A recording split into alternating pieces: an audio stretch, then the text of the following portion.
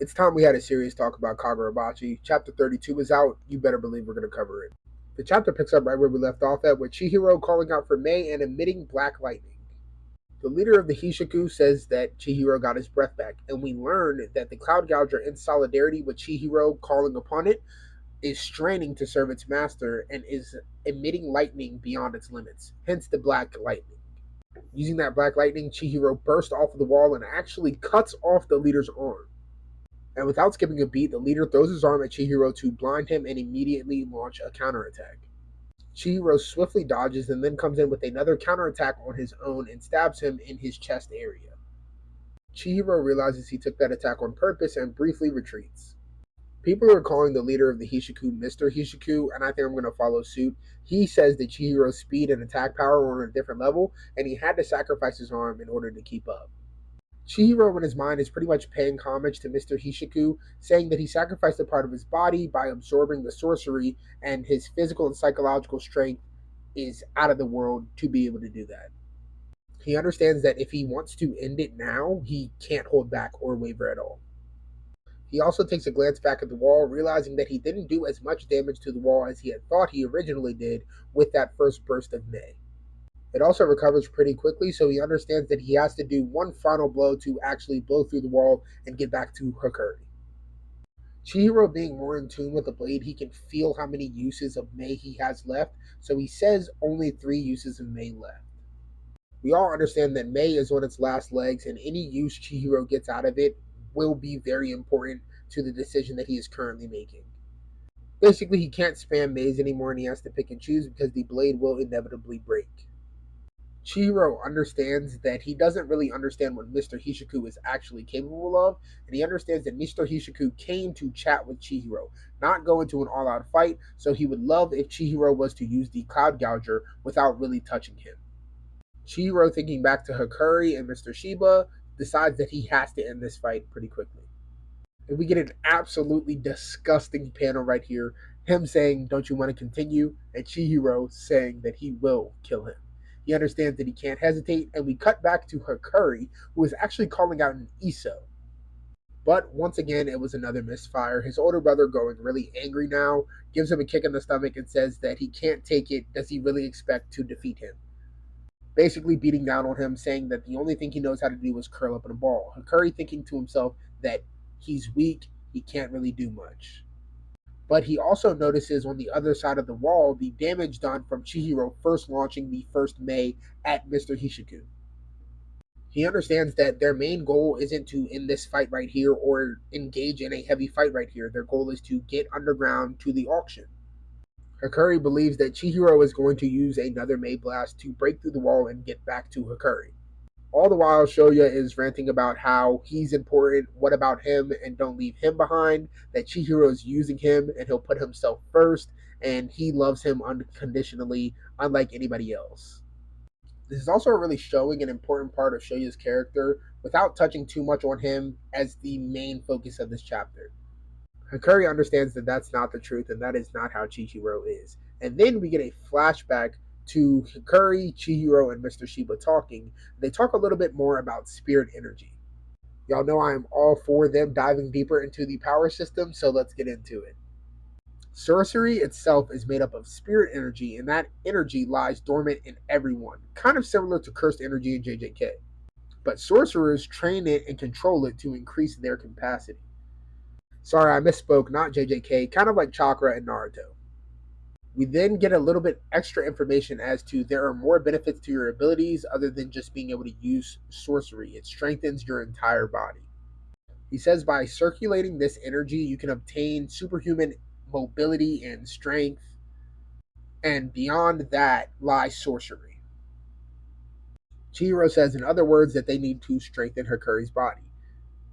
Mr. Shiba also notes that the punch that he took from Hiyuki, the user of the Flame Bone, more likely than not would have ended anybody, but it did not end Hakuri because of this basic foundation. He is actually very strong.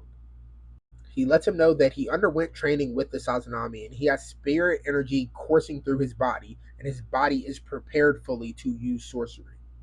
We then get a little bit more of a background on Hakuri, talking about the Sazanami training. At 11, everybody learns Iso, and they learn to use spirit energy at the age of 8. But even at 11, he could not use Iso, and he wasn't allowed to train anymore after that. Mr. Shiba actually touches on this a little bit more, saying that maybe he developed it naturally for self defense because he had been beaten on so much after not learning Iso. But he also lets Hakuri know that he has an aptitude for sorcery. Just because he didn't learn Iso at 11 doesn't mean that he's not gifted. He's basically saying that Hakuri has created a mental block within himself that is not allowing him to fully unleash his abilities. And rightfully so, he's been mistreated for most of his life, even after being subjected to harsh training. Mr. Shiba is actually mentioning this more lightly than Hakuri is actually realizing it. And Chihiro decides to back up that by saying, "Don't think about it too much right now. We'll be there to back him up." Hakuri believing that Chihiro will come, believing that this will be the final Rakuzachi, and believing that he is actually strong and there's nothing that is stopping him other than himself, he calls out for Iso one more time and actually lands an Iso on Shoya. This only really knocked him back into the wall. As you can see, it is pretty damaging, but it isn't really too much to actually do anything physical to him. But behind that, we can see the Cloud Gouger being used and breaking through the wall.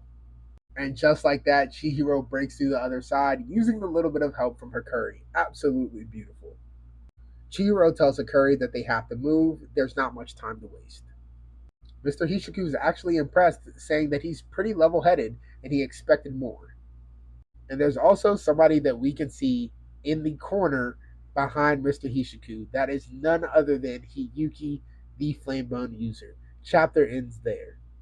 For my additional analysis, I think one of the things that really grabbed out to me this chapter was the additional explanation of spirit energy. It also gave us insight onto how Mr. Shiba is really strong without using teleportation. Mr. Hishiku, mind you, did not use sorcery the entire fight with Chihiro and was still holding up with him. I think that leaves a whole nother gateway for Chihiro and also Hakuri to get much stronger, and anybody else who pops into the story. Another thing that makes this really interesting is that Hakuri, around the age of 8, was able to use spirit energy like everybody else. He has, in fact, an aptitude for it. Who else is around the age of 8 can use spirit energy and also sorcery very well? That's absolutely right. It is none other than Char. This really just speaks volumes to how gifted Char is at such a young age. I think there's much more to her abilities also, and I'm super excited to see that. Also, I want to add in that the choreography of this manga flows so well and is executed so perfectly. You have so many mangaka praising this series for its fight scenes, and I think that that will continue on for as long as the series runs. Touching back on Mr. Hishiku, although he did lose an arm during this fight, we did not really see him using his sorcery for attacking. Also, his sorcery is some type of trees or woods. You can see them regenerating relatively quickly here, and he wasn't really torn up about his arm being missing, so I think that he will easily be able to repair or regenerate it. One of the things I really like about manga is a final villain meetup way earlier than the main character is ready for. I think that this one was executed absolutely perfectly. We got to see the clash in ideals. We're left a bunch of question marks about his sorcery and his actual capabilities. The escape, or I guess departure, wasn't complete BS or completely lucky. We feel a little bit of the main villain's main motives. Obviously, there's still a lot of questions that have to be answered, but we have the foundation for the main villain. And we also got to see Chihiro's ceiling being pushed a bit higher. I think that that is going to be all for this analysis. I don't really have much more to add because there is a chapter after this, and you better believe that we are going to be uploading that as well. I told y'all we'd be back with the next Kagurabachi chapter, chapter 33, Defend to the Death. The chapter starts with Chihiro breaking through the forest wall, meeting back up with Hakuri, and hitting Shoya in the back, what seems like to possibly knock him out for a minute. Hakuri asks if he defeated Mr. Hishiku on the other side. Chihiro lets him know that no, that was obviously not the case. We then see Hiyuki kind of poking at Mr. Hishiku, asking if he was rejected and if she wants him to be comforted by her. He says nah, he feels fully satisfied today, and he says that the Sazanami is the family that is going to be risking their lives today. And here we have a panel of him giving a briefcase to the head of the Sazanami family. And just like that, he teleports, but at the exact same time, more Sazanami clan Goonies pop up and they confront Hiyuki. Now, they aren't as great as the Toe, the main line of defense for the Sazanami family, but clearly they are from a brilliant lineage and they are planning to challenge Hiyuki here and now. Anybody who gets in front of the Rakuzachi will become an opponent. We actually cut back to the Rakuzachi going on live, and it looks like Mr. Inazuma's sister is actually about to be up for auction next. We then cut to a panel of the Sazanami family where he is addressing Hakuri and Tenri, who the chapter is actually mainly focused around. He says that the Sazanami stand alone at the top and they are very special. He says that that's why they have to be strong, because nobody else is allowed to stand on the stage and they have to protect it. In all of history, nobody has ever violated this zone, being the stage. The Toe has always protected it, and it's proof that the Sazanami family is special. That is until right now. We cut to Mr. Shiba laying over one of the Sazanami, asking him how the door opens, or else his eyeball will become an ashtray. We can see the damage that's occurred from this battle, and Mr. Shiba single-handedly took on all of the Toe. We then get what seems to be a flashback from Tenri's perspective, talking about how he is special and that his older brother Hakuri is not so. And if people found out about him, their father would be disgraced. We then see Kura Sazanami kind of playing into this manipulative situation with being a good father, telling him that Tenri is so special and he's his favorite because he has power. And right before that, a gem manifests from the storehouse and drops in front of Tenri. We then find out that the thing that Mr. Hishiku handed to Kura Sazanami actually ended up being a little bit of concentrated Datanseki, basically from Shoujo's body, what he was trying to fully accomplish in reaching Chihiro's father, Rokuhira Kunishige. This weapon temporarily contains the stability of Datanseki. In other words, it's able to rival enchanted blades.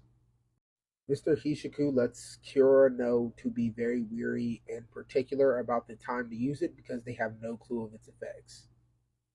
And obviously, it is more likely than not a one-time use thing.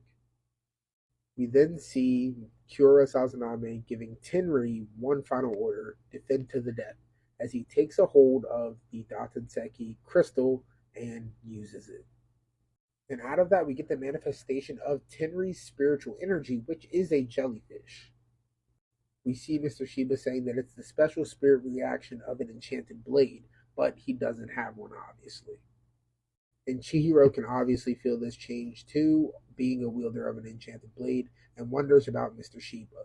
But before they can even worry about it and head out, Shoyo wakes back up. And this panel is so tough. He just says, "Enough, you're dead."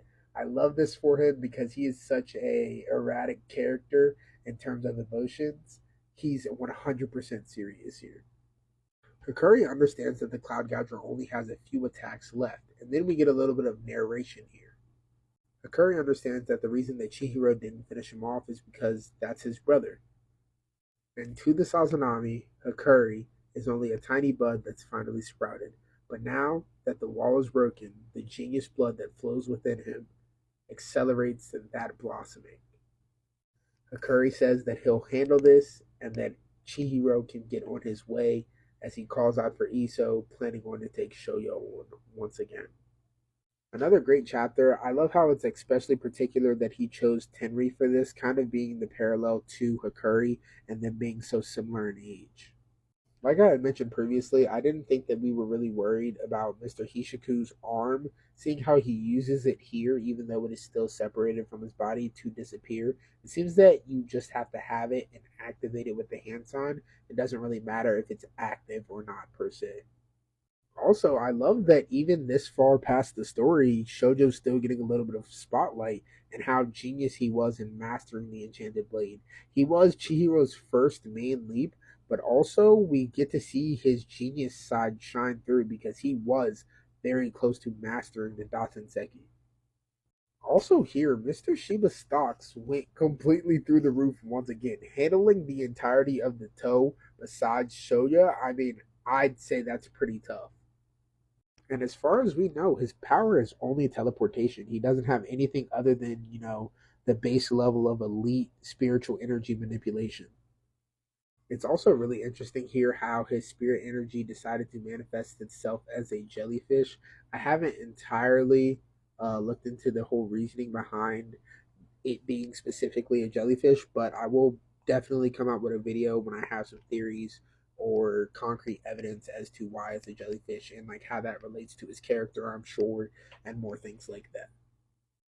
Also, I love to see this serious panel from Shoya. Like I was saying, his emotions all over the place, especially when he's being drawn in the series. So it's really cool to see him finally serious and just, take it serious once and for all. We even have mentioned from Hakuri here that he's never seen Shoya like this before. And I'm super excited for that sibling rivalry here with Hakuri. Hopefully he can do something to impress us. And honestly, I think that's going to be it for the analysis on this one. Also, if you guys have watched the first one, I greatly appreciate that. If you like Kagurabachi and you like anime, make sure to follow or subscribe. Click the link in the bio, join the anime Discord community also. And yeah, man, take care.